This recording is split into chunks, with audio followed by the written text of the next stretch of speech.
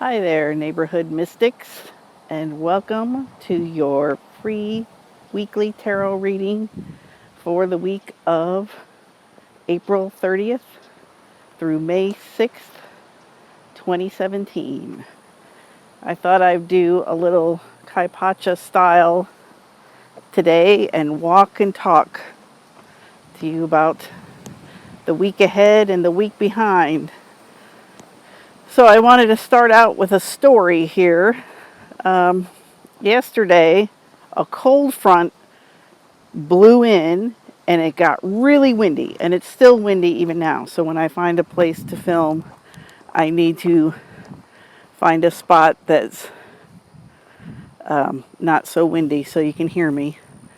But anyway, a cold front started to blow in, and then there were big thunderheads forming, and it was right at sunset. So those thunderheads were forming, and you could see them, and they were all orangey red because it was at sunset, and also because we have a lot of air pollution here. And the wind was just blowing super hard, and you know how it kind of blows and changes directions, and it was all dramatic. And me and my son decided to go ride around in the golf cart and just kind of check it out and see what was going on with everything.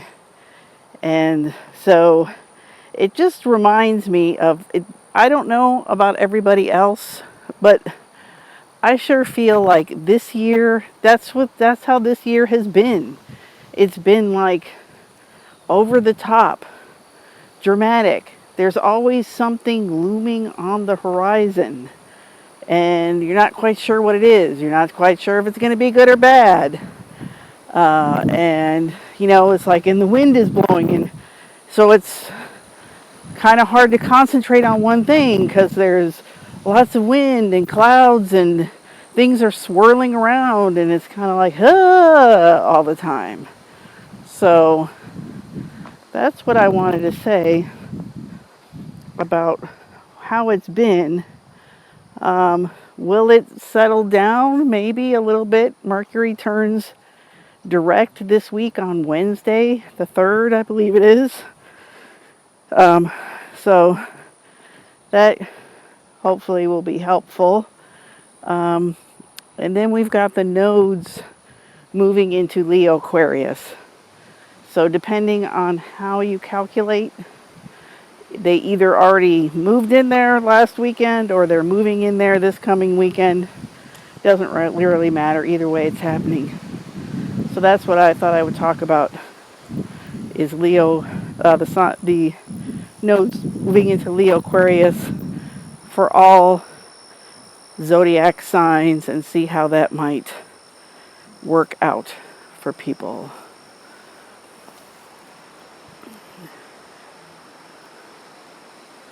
So I will catch you on the other side.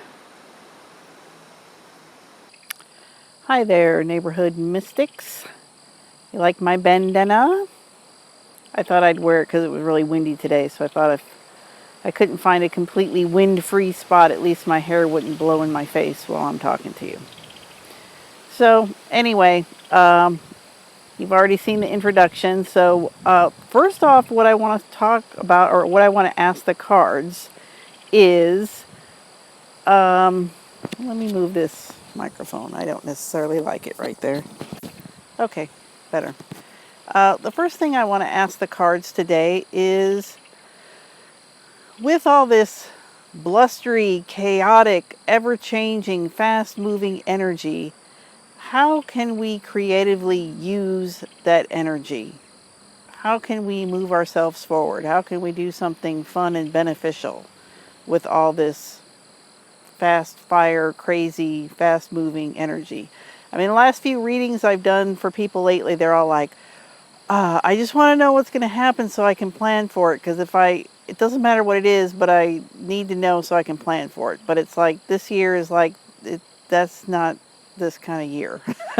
So you know what I mean? It's like I said, it's like the storm's blowing in and the wind's moving and this is happening and that's happening and your hair's in your face, and what do you do now? So how can we best use this fast moving energy in a creative way that's of benefit to us. All right, Creative Whack Pack. It says, see the obvious. One of the most foolish mice, no, only the foolish of mice would hide in a cat's ear, says designer Scott Love. But only the wisest of cats would think to look there. Don't miss the obvious. What are you overlooking? What is the most obvious thing you can do? What resources and solutions are right in front of you? All right. So what's the obvious?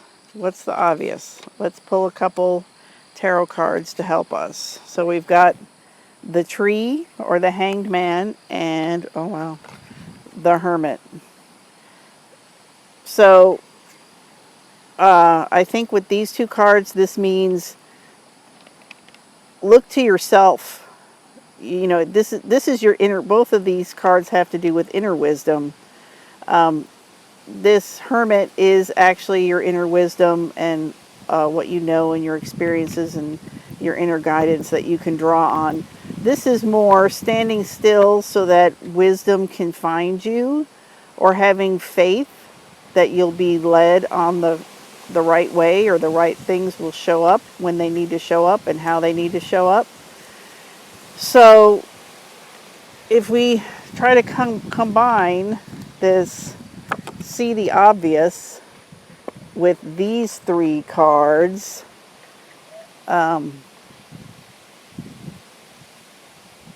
think the answer is do the next right thing. So the obvious answer is do the next right thing. You might not know where it's going, how it's going to turn out, if you're going down a blind alley or not, but it's just do the next step, do what's in front of you, do the next thing. So I hope that helps, because I know, this year is really beating me up. I just have to put that out there. I'm getting beat up. All right. Okay, let's start with the nodes of the moon.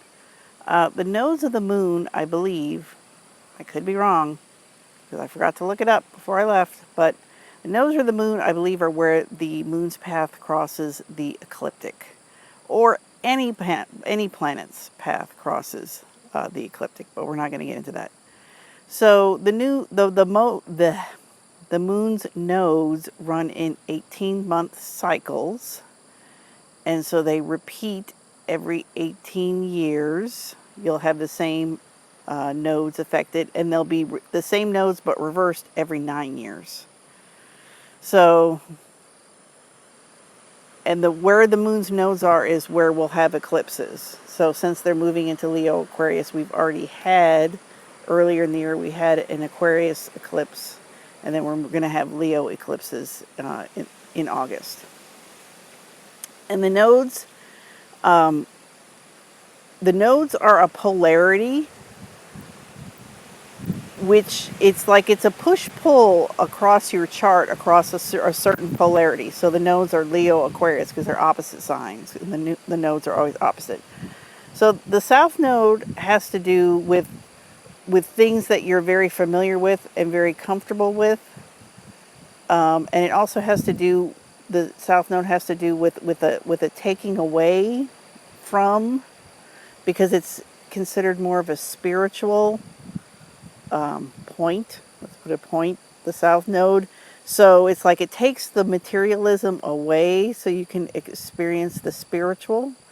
And the north node is on the other side. It's more material, and it's more on the earth plane.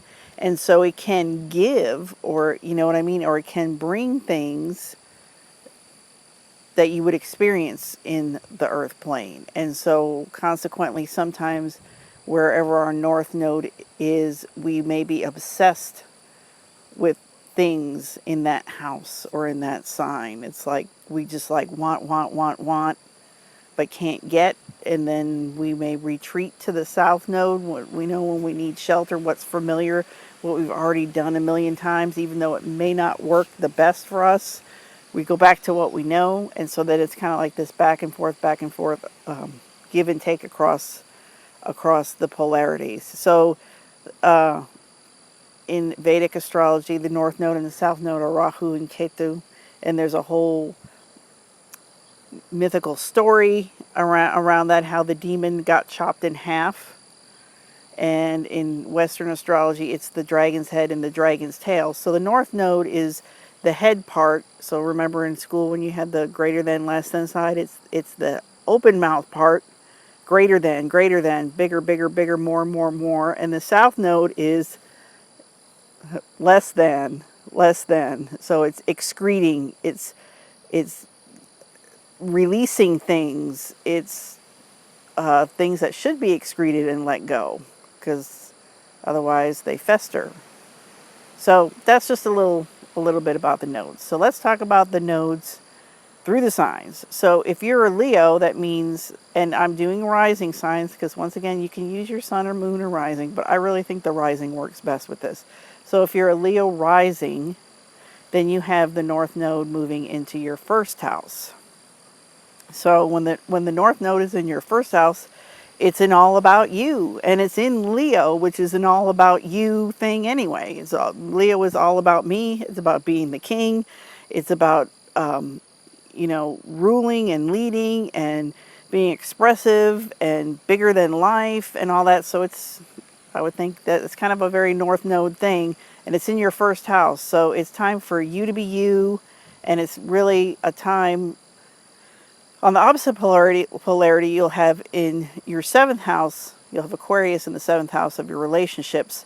So it's a time to be that relationships are not as emphasized, or where you want to let go of relationships that are not working. So if ever, like throughout this time, the next 18 months when the nodes are in Leo Aquarius, you're like, I'm not sure which way I should be going or what I should do. Well, you want more of the North Node and less of the South. So if you can be more self-expressive and do your own thing and be creative and just do what you do and not have to be so concerned about other people, that's the direction to go. Now conversely, if you're in Aquarius or an Aquarius rising, then you have the opposite situation happening. So you will have the North Node in your seventh house. So building relationships and working with others is going to be more important than doing your own thing. Okay, so you see how this works? But I mean, there's going to be an ebb and flow and a back and forth between these two first and seventh houses, and what you do and what you don't do. So I'm going to pull a card for a little advice for people with Leo North Node. How to deal with Leo North Node. Okay. Temperance. So temperance is about healing energy, and this is about creative work. This is about taking things and combining them, things that you already have, and combining them in new interesting ways. That's what art is. That's what music is.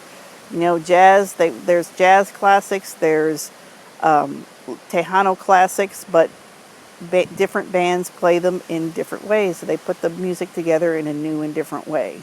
So that's for the Leo risings. For the Aquarius risings, we get 8 of Earth. So this can be about honing your skills in your crafts. And I would say, especially since the picture is shown with another person, work with other people. Oh, see, the bandana didn't even work. I'm still getting hair in my face. Work with other people. Oh my goodness. You can see. Work with other people to hone your craft. So, Aquarius risings. That's your advice. All right, next we have Virgo and Pisces. So for Virgo, this Leo North Node will be in your second house. I mean, not your second house, your 12th house. Sorry, your 12th house. So this has to do with, the 12th house has to do with your lost self, with past lives, with institutions such as hospitals, drug clinics, ashrams, places where you get shut away. It can be foreign places. And just in general, it's kind of a time of retreat. So Virgo risings, you had the North Node in your first house for a while, but now it's time for you to kind of retreat and process a lot of the lost things about yourself, your lost talents. You may want to dig up some old things that you used to do and were good at, and pursue them. And for Pisces rising, the North Node will be in your sixth house. That is of work, daily routines, health. So it's a good time to, work on that, how the whole thing fits together, how your daily routines of sleep, work, eating fit together and make a good you. So you kind of want to work on perfecting and organizing all those different aspects of your life that fit together that make the complete you. So for Virgo rising, the card that we pick is the Explorer of Air. So this is a nice card. This is a see what you can see and explore different things. So like I said, you might want to go back to your childhood and explore some of those things that you were good at, or you thought that you were good at, or you thought you might be good at, and explore that and develop that more. And you don't need to be out in the limelight with it. This is just for your own self-edification. And for the Pisces rising people with the North Node in the sixth house, okay, all right, so this is the Nine of Swords. So this is saying you've got a little bit of work to do around your mental state and your mental processes. So I was talking about how your whole everyday life fits together to make your life happy and whole and a functioning whole. So it's your mental perspective and the way you think about things, your mental approach that you might want to work on. That might be the thread that's going to pull everything else together. All right, next we have Libra and Aries. So for Libra, the North Node will be in your 11th house. For Aries, it will be in your 5th house. So for Libra people, 11th house is get with your network, find your people, work with the groups and organizations. And it also may be pointing to payoffs that you get for the risks you've been taking or for the work you've been putting in. So that it's kind of a payoff kind of house. So the 11th house is really nice. It's hopes and dreams and like I said, other people and all that kind of stuff. So you can have a really good time with the North Node in your 11th house. So let's pull a card for you. All right, so we have the Ace of Fire. So, this is a time that you can really work on your inspirations, and that this inspiration and connecting spiritually and enthusiasm and just this good for you because there's a lot of fire energy, and so this is the fire adding to the fire, and you can start some new projects with other people and you can get paid. So that's nice. For the Aries people, I gotta flip my paper. All right. So that means Aries people, you have got the North Node in your 5th house. So it's a good time for risk taking and for creative self-expression, for spending time with children, and just having fun. It's a good time to have fun. That sounds nice. So let's pull a card for you, Aries. All right. So we've got the Moon. So that's an interesting card to come up here. The Moon has to deal with cycles. So I would say, let things ebb and flow as they will. And, things may turn on and turn off. So don't be discouraged by that because it's like, you know what I mean? It may seem like things are developing here and then it just kind of flattens out. just stay curious and stay creative, and keep doing the next right thing. As with the whack pack card that we pulled, do the obvious. What's the next right move for you? And everything should come together at some point. All right, next we have got Scorpio. Okay, so Scorpio with the North Node in Leo, that will be in your 10th house of career and reputation and of authority figures. So that can be very interesting. You can have expansion in your career. You can have a lot of changes happen in your career, for better or for worse. You may meet a crazy boss with the North Node in Leo in your 10th house, or or not. But it's a time for the emphasis around that all that outer work that you get respect and authority for doing, and your reputation grows. So here is your card. All right, so you got the Hermit. So this, this is talking about, like I said, this is your inner guidance. It's following your inner knowing. So with that North Node there, there may be a lot of crazy and wild opportunities that come your way. So just do a gut check and figure out if it's the right responsible thing to do, according to your inner compass. So the opposite would be Taurus. So the Taurus, this North Node is going to be in your 4th house. So that has to do with your home and family, your parents, your childhood, and your kind of like your innermost thought processes. So that's going to be emphasized. But remember, these are polarity. So like I said, what I just said about Scorpio applies to you. You're going to have a push-pull, push-pull. So for Scorpio, with the North Node in your 4th house, the advice is, okay, there it is, the tree. So this means don't move too fast, and it's more of a waiting for things to come to you instead of you going after things. Because the 4th house is the darkest house, or the quietest house. So you kind of want to keep the peace, and the way you'll keep the peace is like I said, is by being still and letting it come to you. All right, so now we are at Sagittarius and Gemini. Okay, so for Sagittarius, the North Node will be in your 9th house. So that's your big picture. That's your philosophy. That's your spirituality. That's foreign travel. It's higher education. It's all kinds of Jupiterian expansion type things. And the opposite will be Gemini in the 3rd house.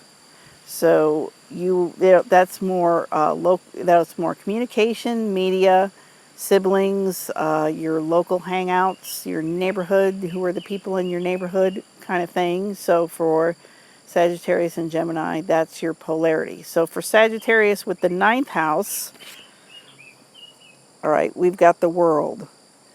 So the World is about taking all of, everything that you've learned, good and bad, your perfections and your imperfections, and being able to work within restrictions and the way things are, and the reality of the 3D world, and making it work, and making it mean something.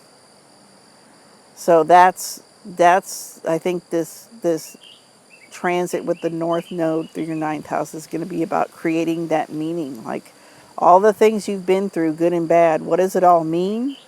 And what can you make out of it? For Gemini, oh, this is a nice one. This is a 3 of Pentacles, so this is working with other people. And it's like doing good, enjoyable work with other people. And it can be doing creative work with other people. And like I said, since it's in that 3rd house, it could be working with people very locally. Like if you have some kind of local local project, local group, whether it's, I don't know, Meals on Wheels, or, I'm just making stuff up, or some kind of program for kids, or, whatever it is that's on a very local level, that would be good. Or if it's anything, like I said, that you can work with other people and get it out through the media with the third house, that would be good. All right, on to Capricorn and Cancer. Okay, so Capricorn will have the North Node in the 8th house, and Cancer will have it in the 2nd house. So this nodal axis has a lot to do with like money and values and possessions and letting go of possessions. So for Capricorn with it in the 8th house, working on debt is a big one. Transforming this, it's a psychological house and a hidden house. So it's like working on deep psychological transformations. Working on intimate relationships is 8th house. Yeah, a lot of hidden stuff, because even like I mentioned, debt, like a lot of times people hide their debt. So it's like all this kind of hidden taboo stuff, 8th house stuff. That's Capricorns, you're going to be dealing with that. And on the flip side, we've got Cancers. So that 2nd house, you're going to be dealing with your income, with your family's resources, with what you value and your possessions and how much they mean to you. So that's kind of interesting. So like I said, for the Capricorn people, it's like it's a big time of letting a lot of stuff go so that you can have that transformation, and letting a lot of the physical possessions go so that the transformation can happen. And for the Cancers, it's about what you value and accumulating what you value and what's really important to you and what isn't. So for Capricorn, your card is, oh, that's nice, the 2 of Water. Yeah, so I would say with this, I would just say feel good. Feel good about yourself.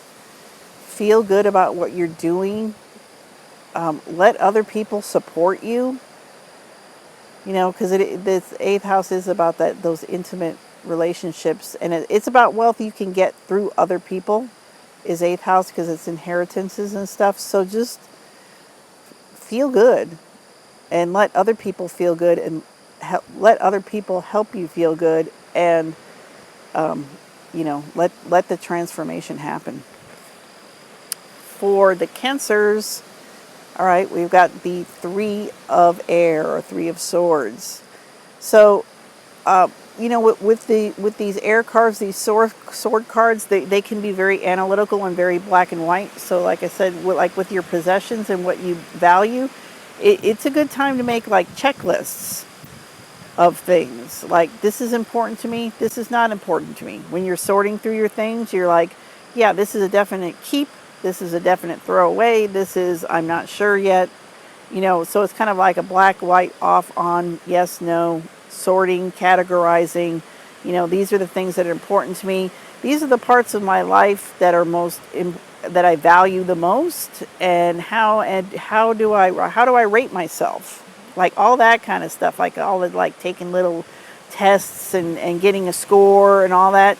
That's all 3 of Swords kind of stuff. And so what you want to do is take that information and be able to synthesize a plan from that information on how you're going to organize your life around your possessions and your values and your income, what you do for a living, how you get those things. Oh, please don't hit me with a branch. Okay, moving on. Oh, that was the last one. Was that the last one?